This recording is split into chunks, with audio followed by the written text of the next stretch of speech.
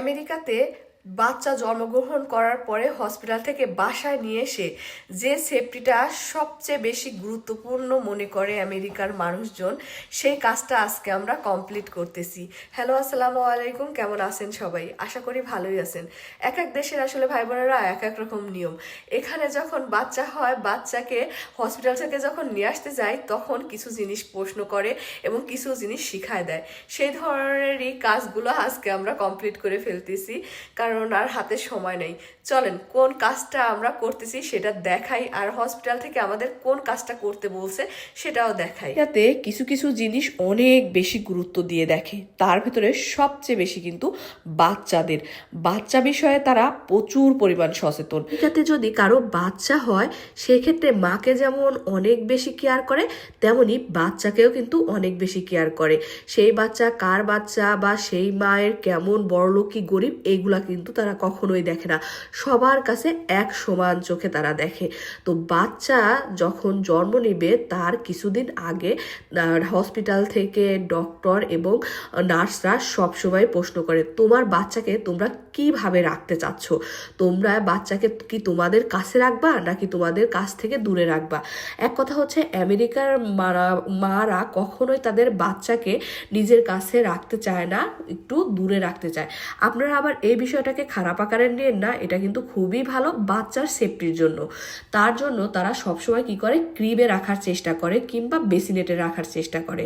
তাতে তারা মনে করে যে বাচ্চা সুরক্ষিত থাকবে।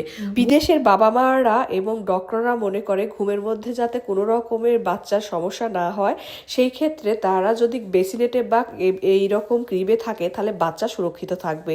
আমি প্রথমবার যে ভুলটা করছিলাম, সেই ভুলের মাসুল আমার এখন পর্যন্ত দিতে হচ্ছে। অনেকে প্রশ্ন করছেন, শাকিলা আপু এত সুন্দর সুন্দর হিজাব কোথায় পান? আমি এই সুন্দর সুন্দর হিজাবগুলো এইচবি ফ্যাশন ওয়ার্ল্ড থেকে এবার নিছি, কারণ তাদের হিজাবগুলো দেখে আমি সত্যি মুগ্ধ হয়ে গেছি। এত বড় বড় দেখেন চেন হিজাবগুলো। এছাড়াও এই হিজাবগুলো কিন্তু খুবই সুন্দর এবং রিজনেবল প্রাইসে তারা এই হিজাবগুলো দিয়ে থাকে। আর সবচেয়ে বড় কথা কি, আমরা যারা হিজাবি মেয়েরা তারা সবসময় চাই একদম ফুল কাভার করতে।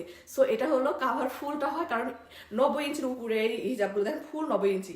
সো যদি আপনারা চান তাহলে কিন্তু আপনারা এইচবি ফ্যাশন ওয়ার্ল্ড থেকে এই হিজাবগুলো নিতে পারেন।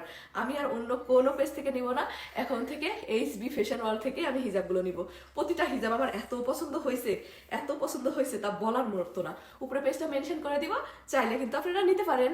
কি দারুণ লাগতেছে। আমরা তো বাংলাদেশি মা, আমাদের ভালোবাসাটা অন্যরকম। আমরা চাই যে আমাদের বাচ্চাটা যদি আমাদের কাছে থাকে সবচেয়ে সুরক্ষিত থাকবে।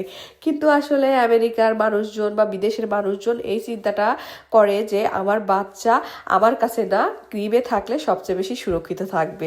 এক এক দেশের এক এক রকম নিয়ম, এক এক মায়ের এক এক রকম চিন্তা। বাট প্রথমবার যেহেতু আমি ভুল করছি কিছু, এবার আর ভুল করতেছি না। এবার আমাকে আমার কাছে না, ক্রিবে রাখবো, সেখানে সে সুরক্ষিত থাকবে এবং ভালো থাকবে।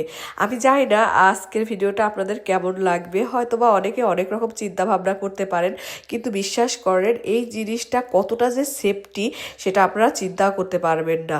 সো কেমন লাগলো আজকের ভিডিওটা সেটা অবশ্যই জানাবেন। যদি ভিডিওটা ভালো লাগে তাহলে একটুখানি লাইক কমেন্ট শেয়ার করবেন, আর দেখাবেন সবাইকে যে আমেরিকার এরকম নিয়ম আছে। ভালো থাকবেন সবাই, বাই বাই, টাটা।